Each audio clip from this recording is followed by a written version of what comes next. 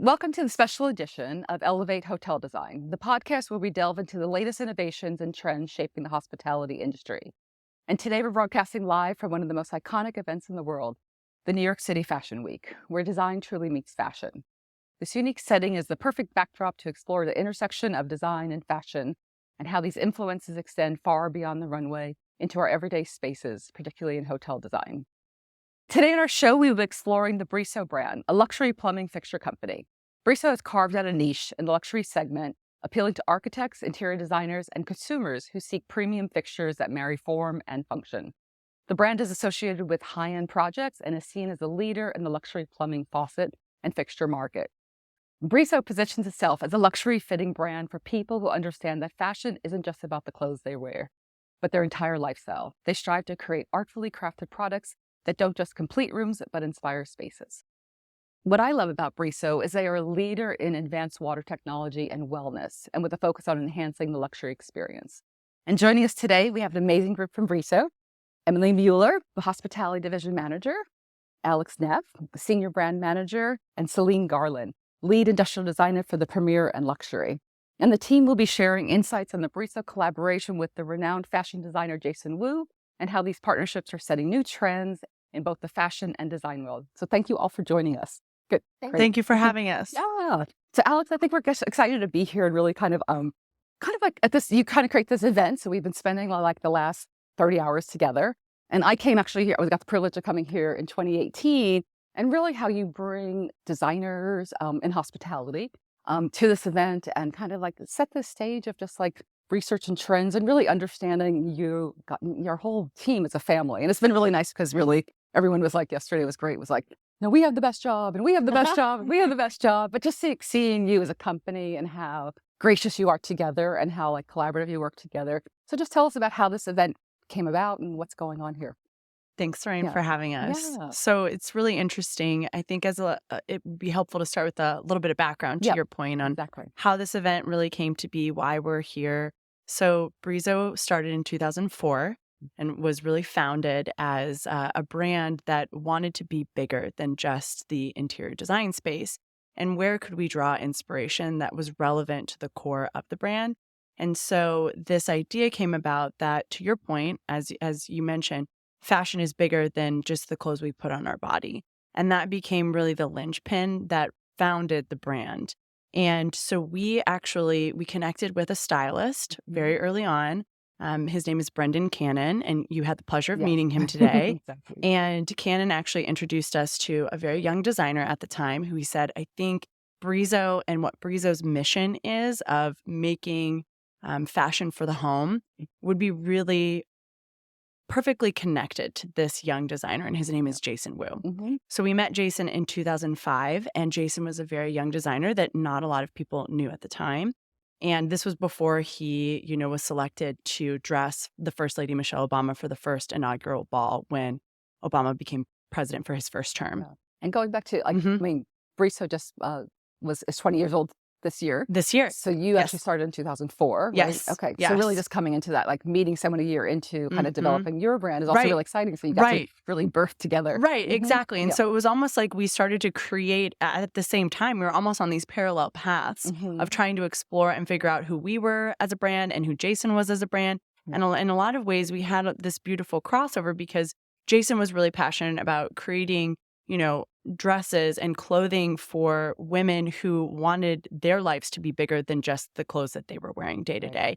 And so even though Jason is designing for, yes, a runway, he does a lot of ready-to-wear clothing too. And I think that also beautifully marries to what Brizo is trying to do, where we have, collections that span traditional, transitional, contemporary, but it's all about, at the end of the day, how somebody wants to dress their home or their space. And that's what Jason's really passionate about too. So when we connected with Jason, we decided, hey, let's start working together where we can become a sponsor for your show and support you and support what you're trying to do. And then it ended up becoming this bigger conversation where we said, I think there's a lot of things that you're doing in the fashion category that could actually be expressed through product design for Brizo. So that's why we worked with Jason and collaborated to create the Jason Wu for Brizo bath collection in 2012. And that really became the first project that we worked on with Jason. But it became consistent that we came back to New York Fashion Week year after year to reconnect with Jason, but also bring all of, our favorite people and our friends to come with us and really bring them into what really kind of started the brand. And that is the world of fashion. I mean, we've found that designers like Jason are creators at the end of the day. They see the world differently, and that's really inspired our team from a product design standpoint.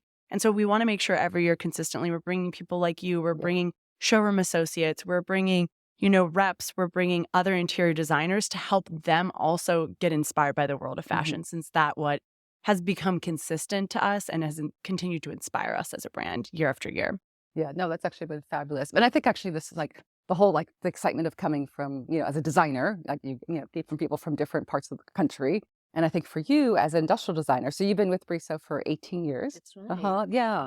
So what's been kind of like, even for you when you come here and you see fashion, like how does that inform you? And I also, so yesterday and today we did a lot of surveys. So, and I think it's so great looking at some of the products and kind of, looking them in their gray models. And then you get informed by that. And then how do you take that back to your studio to kind of see how, what you're going to develop? Right. So at the end of the day, I mean, we are designing for our consumers, right? So we listening to the voice of the customer has always been an integral part of our design process. So coming to these kind of events, getting to know fellow designers, interior spaces, interior designers like you all and our reps, we get a lot of feedback from the research, right, that we bring forth. And we really want honest feedback, right? Because how else would you grow if you're not getting the honest feedback? So and with each research, we make iterations and tweaks and get the designs even closer to what we think that the consumers are looking for. So these events are just so important to us. And like I said, the voice of the customers has always been such a big part of our process, and we just value, all the input that we get. And then we definitely we pour over all the feedback and comments one by one. We discuss. Yes, we discuss it as a group extensively, and try to make the best in a decision on what the tweaks we should make. So yeah. No, that's awesome. That's awesome. So I think we'll go into my favorite, which is more about kind of just like water innovation and technology and kind of, I mean, you obviously know I'm big on sustainability and what you guys do. And I always ask those questions. And I think whenever I see you at a show and stuff, it's always great to talk to you and kind of know what's going on. So why don't you share what's going on kind of innovative in your technology right now? Yeah. So yesterday we did something fun. We did some water tasting. And that was kind of going around one of the new products we just launched, which is our reverse osmosis system. And, the idea behind that is that we're giving you clean water to drink. But one thing that's unique about our system is that we have a mineralization filter that you can add in there. So we got to taste a lot of different bottled water and sparkling water yesterday, and you could taste the different tastes based off of how much minerals they had in there. And so that was a fun thing to do, right? And everybody kind of walked away from that saying that was really neat of it. But the idea was that it was going to talk about kind of how that's more plays into the wellness space, especially for hospitality. We're hearing that some brands and owners are doing wellness floors, right, on their hotels, and so that's really going into the wellness side of it and offering that clean water for a guest to use in their room. Yeah, no, we talked about also. I think the price of it wasn't really that expensive and was just a great value. And I think for us as designers, we're doing hydration stations per floor. So that's kind of an interesting amenity to kind of add to a boutique hotel, which is really great. And I think people don't really think about like, whatever happened in Flint, Michigan or whatever, but just kind of like, just kind of a little bit of like the water scarcity and kind of like that whole issue. But I think also, being in New York, it's like water here is so great. But it was like he was talking about how, it comes from the Catskills and it comes down the Hudson and everything. And, California, our water is really not that great. So I think that was a really nice kind of conversation about that. And then also what you're doing is also with steam.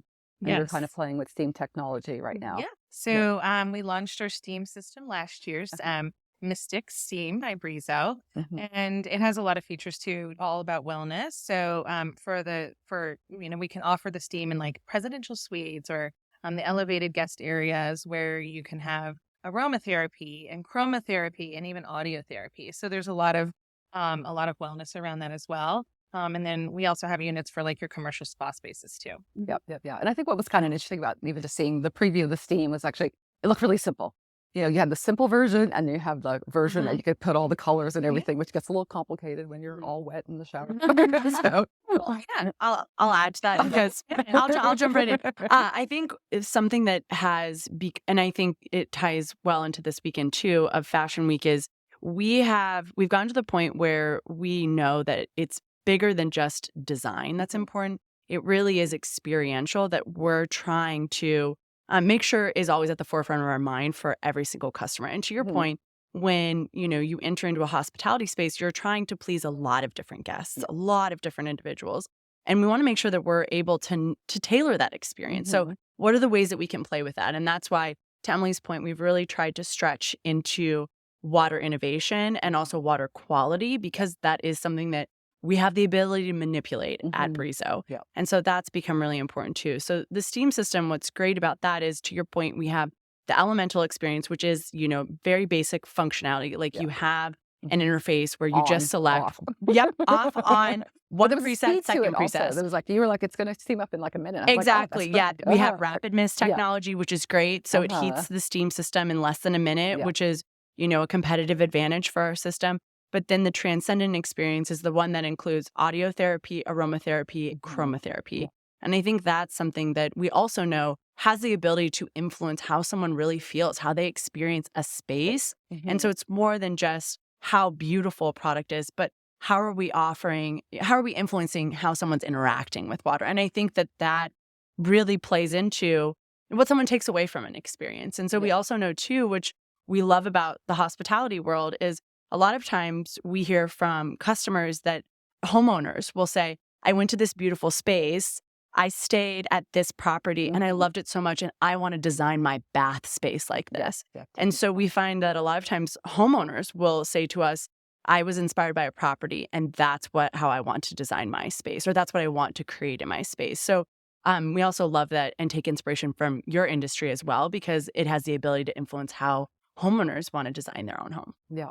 Actually, I'm going to go back to experience, because I'm going to talk about my arrival here. So I got to the Kimpton Hotel, and I always like a view of the Empire State Building or something, like in New York, because I'm from here originally. And they were like, no, you can't change your room. Everything's been assigned. And I'm like, oh, okay, it's cool. And she's like, you have a good room. So I'm kind of getting ready for the cocktail party, and I'm like, I don't know what I'm doing.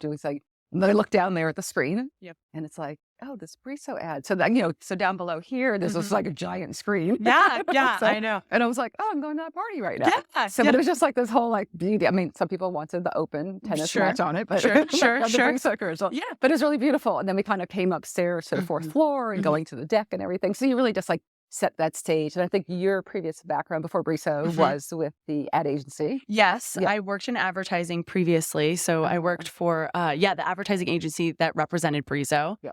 And my first job was actually in fashion. So it's kind of been interesting in the, 10 plus years that I've been in the industry that I've had all these different roles, but it's all led me to this one role that blends my fashion background with advertising. And then also in this category that really heavily influences how people experience and live their lives, like in a personal realm, and also in a lot of ways in an external realm, and in kind of this performative world we live in now, social media too. I think it's really interesting that my job has brought me here. The other thing that I love about what you just brought up, and seeing kind of this video that we have on a screen outside of the Kimpton Hotel, is it is playing, of course, one of our campaign videos. And so we get into, when we work with Celine's team and we worked with Emily's team and we work with our product marketing team, we talk a lot about what's the story behind a collection. And I think a lot of times you see today that is such an integral part of how any brand operates. It's so important that we don't just launch products, but we actually stand for something. And we tell a story every time we get ready to launch a collection. And so we talk a lot about what is that inspiration point. And that's another thing that we love about coming to Fashion Week and working with someone like Jason Wu is, today Jason's whole collection revolves around the inspiration he found in a calligrapher. And they have a very similar background. They're both Asian. And so that became something that was really important to him. And so a lot of times, like Celine can talk about, a collection that she worked on in Vari and kind of what inspired that. And it can be the smallest thing that sparks inspiration. But a lot of times we end up focusing on the story of screwdriver. that. Yeah, the screwdriver. She should talk about that. It's so interesting. And we ended up using that and saying, okay, it's this beautiful, like very industrial component that created the Envari Bath collection, but we wanted to play off of and show the softness of the collection. So we featured a lot of florals in our campaign because we wanted to show how a very industrial looking collection can pair beautifully in a space that is very soft and feminine. So we like to show a lot of times how someone can, we kind of like to play with people's imaginations and help them see something in a different way, but also help them see how they could see it in their own space. Exactly. Actually, before we go, I'm going to go back to the water technology. So one of your experiences you did was like you changed all the shower heads, for our rooms, which is very unique. So last night I was taking a shower. It was great because you have the handheld, and I think, we'll go into your kinetics, but I think just like the quality of the water, and when I turned it on to, more pressure, like, with curly hair, it's hard sometimes. So I just think feeling all of that and that massage and a handheld was really special. And I think the whole thing with sustainability, it's like that, like not living without.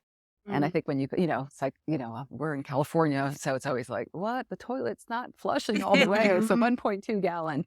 So I think you really kind of created this unique, technology with the kinetic H2O. Yes. So we switched all the shower heads out with our H2O kinetic technology. And we talk about it a lot in the hospitality industry because it is so important. They always say the two most important things to a guest experience is the shower and the bed. So it's something we talk about a lot. So it uses these chips inside, and we're able to manipulate the size and velocity of the water, the droplet size, which actually makes the water warmer because it retains the heat better. So this morning at breakfast, several people were like, the shower was really warmer. It really was. And it's because of that size of that water droplet, we're able to retain the heat. So it's also saving energy because you're not actually drawing as much hot water from your unit as well. So it truly is using less water and less energy. So it's a very sustainable product, but without sacrificing that user experience. Yeah. No, that's fabulous. And then where are you going with that? So now, I know you developed that a couple of years ago. So what else is happening new in like water technology right now? Is there anything kind of new in the works, or how you're kind of working with the droplets or anything? We're always exploring new ways. So when we first came out with the technology, we had like these 2D chips. We've since evolved it into these like 3D chips. So we're always figuring out how can we continue to manipulate that natural kinetic energy of the water. So we're always evolving that technology. We're creating new designs. The shower head that you'll got in your room is a big, nice rain can head. So we have a lot of different sizes, different shapes, multifunction, single function. So hand showers, body sprays, even our body sprays in the Brizo line use the H2O kinetic technology. So we're always looking at ways to develop the new products with the technology, and how do we improve upon that too? Yeah. And I know we can't really talk about the new products we saw on Friday night, but there were some new innovative rain heads that were kind of interesting that I hadn't seen before. So that was really great to see that.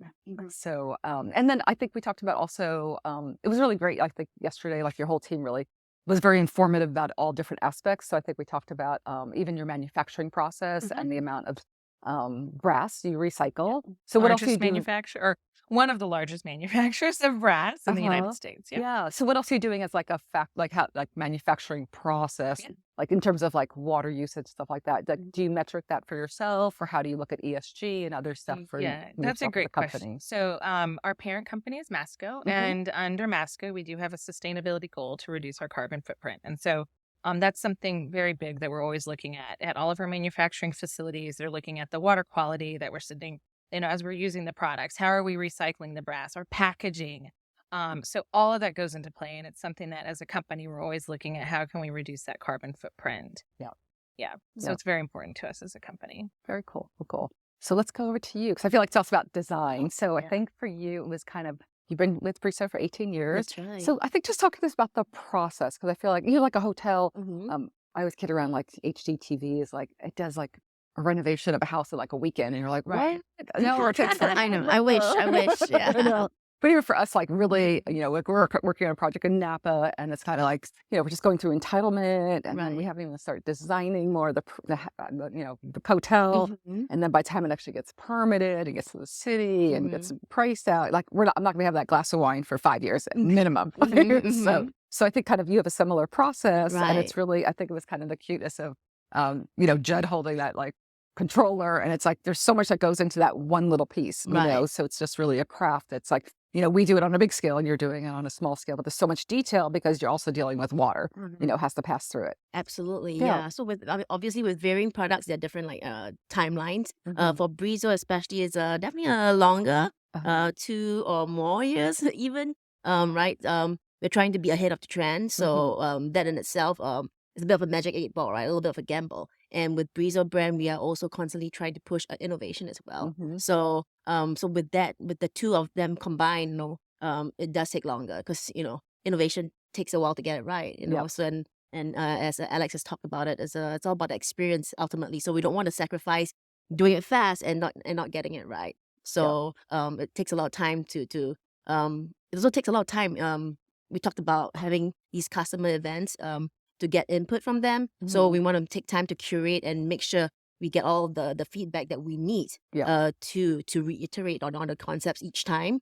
And that takes time as well. So. Yeah, and what's got the presentation? So Judsier leads the industrial design. Yes. So, but you guys been working together for so long. Yes. But I think it was great to hear him about, you know, what people actually say is what not always what people are thinking. Absolutely. Doing. Yes. Yeah. Yes. So it was really interesting to hear Yeah. the story about, you know, having cameras, you know, in Right. someone's home, Right. and like, you know, the first day they're Yes. being perfect Yes. family and everything's Yes. great. Yeah. Yes. And like, you know, a month in, they got chicken on their Right. hands. Right. And like, what do we do with the chicken? How do we turn the faucet? But it really informed you Absolutely. guys with the touchless and kind of, Absolutely. you know, how that's going to work. Like he talked about it. I mean, yeah, we have cameras in people's home with their knowledge, Yeah, you know, yeah, yes, absolutely. that's right. So want to make sure we point that out. Yeah, you know, we are as just human beings, we conform to just what we have, right? So sometimes even if you video it and then or you ask them about it, you know, or write about it, they're like, oh, I don't have a problem. I have 17 different hair products in my bathroom, you know. It works just fine, you know. But they don't realize that, you know, we're just conforming our daily routine to the countertop space that we have, or the tub size that we have. So sometimes a lot of the observational stuff that may not be pointed out, you know, like the 17 shampoo bottles, for example, like, oh, maybe more shelving in the bathroom is needed. Or how, like you talked about the chicken hands or chicken fingers. Oh, you know, they don't talk about it, but you just seeing how people work around the products and the little pain points that sometimes are not even like talked about. It's when observational research is so important, and it really pick up on that. You know, seeing it repeated, you know, and then that's when those little gems, you know, would kind of like, you know, like, oh, we've got it. Yeah, exactly. And those are the best moments, right? You don't always have them because innovation is hard. You know, it's not every day we can come up with it. So those are the moments when you, there's something there for sure. Exactly. And then it was great kind of, you know, you had a great trend report on 4 different trends that are kind of happening and how they're, you know, going. But I think also it was about like just that whole sense of exploration. Like to me, I think I went to Salone this year because I get tired of going HD and I go tired of BDNY. And it's just that whole thing of, and even like getting out of our silo, like what's happening on in space, you know, what's, you know, what can inform us. So it sounds like your team pretty much, you know, goes around the world and globe. And I think we were on a boat yesterday, which was really fun. Yes. And I feel like I haven't been on a boat in New York since I was like young and I was like on the Circle Line. But I think being on that boat and it being having architectural, you know, leader tour, he was actually a great guy. But even just like seeing the new buildings in New York, and to me it was like I was seeing plumbing fixtures because I was like, oh, that's a cool building. So but I think it was just that fun part of getting out, and sometimes we just get so busy that we don't get out. And it seems like you really have that leeway as a team as to really work well together to go share things. It's definitely you know, very blessed that have a boss that encourages you to, you know, look outside, you know, just, you know, your industry. Yes, we go to the industry stuff as well, but you know, you truly get real inspiration from things outside the industry, right? And therefore he highly encourages us, you know, to go outside, you know, and I'll do all the different shows. And it's always great to he also encourages us to do it in pairs because, you know, what you see is going to be very different from what I see, right? You know, I may be into more furniture, and another person is into cars or the different details. So it's always great to riff off something that I might not think I like, but then after talking to you, you're like, oh, you changed my opinion, you know? I can see a beauty in that now, you know? You know, design takes a while to like marinate sometimes, so you need to,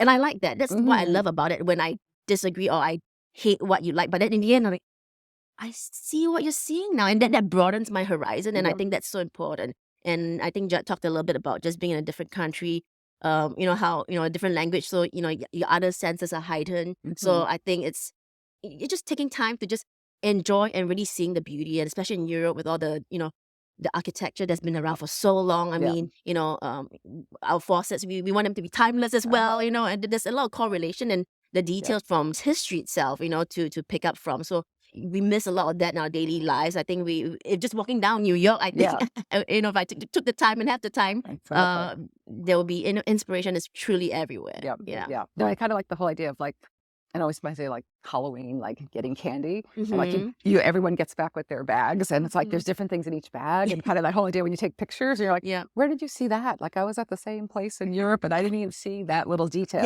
So like those little inspiration moments of traveling with a team, and how important that is. So it's actually and my team cool. loves food, and then Chris Wilson on our Brizo team as well, he loves food. Right? I mean, the flavors. You can have grape candy, but the Japanese candy tastes very different from American grape candy. So I like all that differences. That when you go to a different country, that's when all those differences make the details that makes a big difference in the end. So exactly. Yeah, that's cool. I'm gonna go back to you for a second. So I think kind of a little bit of our audience is designers and owners are listening. So what do you kind of feel like you're telling them right now, or even just informing them of there's a lot of choices out there. So there's a lot of brands out there. It's kind of like airlines, so how are people picking you, and how are you informing them so they understand something differently? So what are they asking for? Maybe it's for both of you. Yeah, no, one thing I think that's so unique about the Brizo brand, and something that we've been doing more often, is really launching these very extensive collections. So a lot of different spout options: high spout, low spout, bent spout, J spout, different handle options, and on all of our different varieties of finishes too. So somebody can really design almost like a custom faucet without it being a custom product. It's a standard product in our line. So that's something I think that from a hospitality standpoint, a lot of owners and designers particularly really like that, right? Because you have the choice of designing kind of what you need for that space. And so I'm very proud that we have a lot of variety that we've launched in the last few years that help meet that. So I don't know if you have anything else you want to add. I will also say to that, and because I do think we're all about creative empowerment and self-expression, and that's at the core of the Brizo brand. That's a big part of the world of fashion too, and what inspires us about the world of fashion as well. And I think to that point, customization is so important because it really allows you to showcase who you are as a designer through a space that you create. And it allows a homeowner to really kind of express their personality through a product. And so that's so important to us that we allow people to kind of play with that. And a lot of times, we even see things where we weren't expecting it, where a designer might say, this was how our split finish came about. We had a designer say to us, what if I could put Luxe Gold with matte black? And we said, oh my gosh, we hadn't thought of that. Why wouldn't you? And they wanted to pair a gold handle with a black spout. And so that ended up becoming really integral to now the Litza collection that's offered in both the kitchen and the bath space. And we've continued to expand into split finishes for that reason, because we heard from customers like, that is an opportunity that you're missing out on. It's also how our black Onyx finish came about. People really love a matte black, but in a lot of ways, it is, I hate to say it, becoming a little tired. Yes, there are a lot of homeowners who ask for it, but as far as those designers who are out there innovating, a lot of them were saying, I want something that catches light reflection, but still is a dark and moody finish. And what do you all have for that? And so we ended up actually converting our matte black into a shine finish, which is our Brilliance Black Onyx finish now. So it looks like a polished chrome, but in a black, essentially. And that became something that now is actually really ramping up as far as like appetite is concerned. We're launching it on a lot more collections because people are asking for it a lot more. And we're actually seeing, even through our social media channels, a lot of customers and our audience is engaging with those posts a lot more. So we're seeing, even from a forecasting standpoint, from a brand perspective, we're listening on social media to what people are actually interacting with. And Black Onyx has been a finish that people are really responding to. So it's those kind of nuggets. Like Celine's team has the ability to go out and talk to, our audience one-on-one, but it's also important that we take the time to listen in the digital realm as well. And so that's a lot of like what my team does on the brand marketing side is, we're also trying to listen through social media as well to pick up on what are people asking for, what interests them, what can we do a better job of? And then we can take that back to Celine and her team and Judd and say, this is what we're seeing. This is what we're hearing in the digital realm. What can you all help us do? And so that's also really, I think, a fun part of the job as well. Yes. Yeah. No, and then for me also, I think even when, I don't know which HD it was or BD, I mean, I feel like when you first came out with that black, I mean, that was in 2012. That was a while ago. So, but it wasn't just coming out the black, because I feel like also maybe some people had the black, but it was like wearing out or they're spraying. We have to deal with housekeeping and everything. And you really you put so much innovation into the finish and that it's going to wear well and you're going to get the warranty and we're not going to have those callbacks and stuff like that. So that's actually, to me, was always unique about you. And I think actually when now I feel like the Litza, when he said pizza yesterday, I was like, oh, I got it now. Finally, I was like, is it Litza or whatever? So, but even like the knurling detail, like that was like so precious. Like I remember seeing that, I was like, what kind of project could I use it in? Because like that kind of detail, like you probably worked on that, was just like so lovely, and I just hadn't really seen it anywhere. So I think between the finishes and that kind of detail, it was really beautiful. So I feel like that was a great one. Fun fact. The name Litza actually means braid in German, which is why the collection is named Litza, because of that knurling. It looks like a braid. So that's just a fun fact I love to give people, because it took a long time to develop that knurling. And our team talks a lot about it, because we've seen a lot of other competitors in the market offer what looks like knurling, but it's not able to be maintained. So our knurling is actually, it is hand etched. And so that's a different competitive advantage that we say a lot of times allows for that product to last a lot longer, which is really important to us. So I'm going to do a little self-promotion, because I actually create braided rugs that I make. There you go. Another thing you're doing, Lorraine, outside of everything else you're doing, like this podcast and raising cows. My goodness, what do you not do? I have a full life, but I love everything I do, and it seems like it's kind of like, as it's design and fashion. It's all blended together to one beautiful life. So it all relates together. Some people think I'm crazy, but it does all relate together, and I think that's what makes this industry so fascinating. I think it is also what makes this time so fascinating that we're in, because I think we are so much more open to blurring the lines between categories, which I think is what is making this time really exciting to work in this industry. No, exactly. And I think, a little bit podcast is like telling these stories. Like people don't know these stories. Like people don't always get to meet the designer and kind of understand the time or really understand the strategy behind that. I mean, we see you as a forefront when we're at the shows, but we don't always get this. So I feel like that's kind of like the secret sauce of like knowing more and really connecting to a brand. So I think that's really kind of, a great part. So maybe final question. So where do you kind of see like, are there anything you're trending on, anything you're excited about for the future? Or I think Alex hit the nail on the head about matte black. So I'm excited to see various different types of versions of black coming out. I think black it's a mainstay now, but I think it'd be exciting to see what the future holds for that. Because you also have that Lux steel. Yes. Okay, so I have the Lux steel in a box right now. Because I ordered it from Tammy, and it's like it just got delivered. And I'm doing this little like ADU or something like that, and I was like, I haven't seen it yet, so I'm so excited to see it. So exactly. I think black is gonna be exciting. Other style category side, I think traditional is making a little bit of a headway coming back. I think there's trends are cyclical. So we've seen a lot of contemporary and transitional the past few years. So I think maybe we're coming back full circle again. That's the way I'm seeing it. But the Invari, right? So that was actually, it's transitional. Actually, it's traditional. That one is traditional, actually. But to me, it's kind of like it's still simple, exactly, timeless. So absolutely. And I haven't used it yet, but actually, I think just like seeing it yesterday was kind of like, oh, what could I do with this? Because it was still like, it was my style. It was kind of like, it didn't get too crazy, but it was like that detail. And I think the screwdriver inspiration. Yes. Kind of like, oh, it's like it's like and you're not going to call it transition. Everybody's take is different. I was just thinking, the brief that I got was traditional, right? So I'm like, but yes, I mean, but when I got the brief at the time, I think traditional was because kind of out of cycle a little bit. So we're like, what is this new traditional? So that's where I had to get a different take on, and then take a look at what are some of the essence of traditional, right? Traditional is always you're thinking maybe like candlesticks, lots of details, Victorian style. So how can I bring that essence of traditional but make it new? So So I'm thinking like details. So I know we talked about traveling the world, and then fortunately, I was at my desk and I was just brainstorming and holding the screwdriver in my hand. I'm like, you know what? Flipping out your Exactly. finger. Exactly. What, like a little bit. What else? I'm holding it in my hand. What else could I come up with? I'm like, oh my gosh. The tools tools are timeless, right? You can't change the tool. It's functional. I mean, yes, you can add different handles or whatever, but it's really basic in its functionality. So I decided to use that as my source of inspiration. A linchpin. It's also really just you need it to just hold things together. So it's very basic.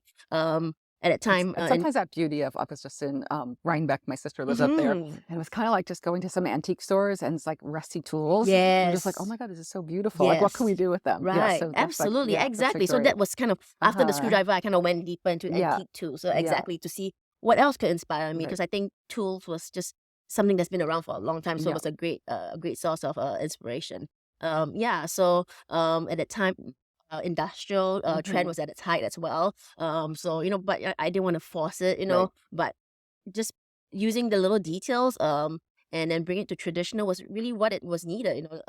So if you think of traditional, it's a little more curvy in detail. So I kind of just like crispen everything up. There was a lot of details, but everything was cleaner lines. But you still have a lot of different details that reflect the light, just like the older traditional wood, So and that's how exactly, and that's how it kind of all came about. Yeah. Cool. And then for you, just more maybe about the collaboration you did with Jason Wu was unique because it was really a while ago, and kind of like more the trend of collaboration and influencers and stuff like that. So like, where do you see kind of that going? But I was also going to tie into, because we did see yesterday the Frank Lloyd Wright. Yes. And yes. And just kind of that beauty of mimicking a little bit of the waterfall, but also it's kind of interesting about like changing water 90 degrees. Right. So how long that took you to kind of do that. But where do you see kind of other collaborations going? And obviously we're in New York and fashion, so it's everything's so much faster now. So I love this question because I think we're seeing, and we live in such a digital age, we see so many more collaborations with brands and designers, and the term influencer has really morphed into this realm of a lot of the content creation beast that we're up against as brands. And so I love that you brought up the Frank Lloyd Wright collection, because I think that, along with our collaboration with Jason, really speaks to how intentional we are in how we collaborate and who we collaborate with. Celine's team has always been inspired by the designs and architecture and the architectural principles of Frank Lloyd Wright. So, that wasn't something we just did to do it for the sake of doing it. And I think we're seeing a lot of brands are partnering with people just to partner with them. So I think it's going to continue to be a priority for us that we're very intentional of who we seek out and why we're seeking them out, for their vantage and their vantage point being different than ours. And I think we are, in this category in particular, a lot of times we don't want to fall into the trope of like just working with designers, but also going outside of the category so that we help designers like you also feel inspired by the work that we do outside of the plumbing category. And I think that's going to continue to be really important for us. And that's why I love, how Jason has put together his collections and where he seeks inspiration. And the Frank Lloyd Wright collection is, I think, a really great example of that. That yes, the world of architects and architecture is so important to designers, but I also think, it gives us a fresh perspective of how to view the world and how then we view the home and how we develop products for the home. So I think from a collaboration standpoint, we're definitely going to continue to work with other entities, but I think we're really looking to stretch outside of just plumbing and design and continue to look to the world of fashion, look to the world of art, and really kind of look to the world of food and see, and culture, and see how we can continue to identify those new partners that will help really push Brizo outside of just the plumbing category itself. Yeah. Awesome. Yeah. Any other final thoughts? Come see us at BD&Y. What's that? Oh gosh, I don't know that that's ever yet. But we will have a booth at BD&Y, so we'll be back in New York in a few weeks, really. So hopefully everybody can come see us at BD&Y. Yeah, that's good. It's good. Well, thanks so much for like all of your time and stuff like that. And I know this afternoon we're gonna actually go see Jason Wu and kind of the launch of his new season and everything. So we're really excited about that. But I really appreciate you guys all showing up and being here and inviting me and sharing with the audience, which is fantastic. Thanks. Thank you, Lorraine. So as we heard today, the intersection of fashion and design continues to inspire new innovation in every corner of our lives, including the spaces we inhabit.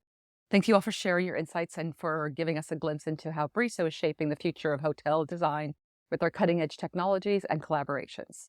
And for our listeners, remember that staying informed about the latest trends and technologies is key to elevating your designs and creating spaces that not only look beautiful, but also enhance the guest experience. Be sure to tune in to our next episode of Elevate Hotel Design. We'll be exploring the future of sustainable materials and hospitality. And until then, keep innovating and pushing the boundaries of design. For those interested in a deeper dive in today's discussion, we'll be releasing a bonus content after the event, including behind-the-scenes footage and additional insights from Brizo. Stay tuned to our channel for more information and YouTube, and always like, subscribe, and share. Thanks so much.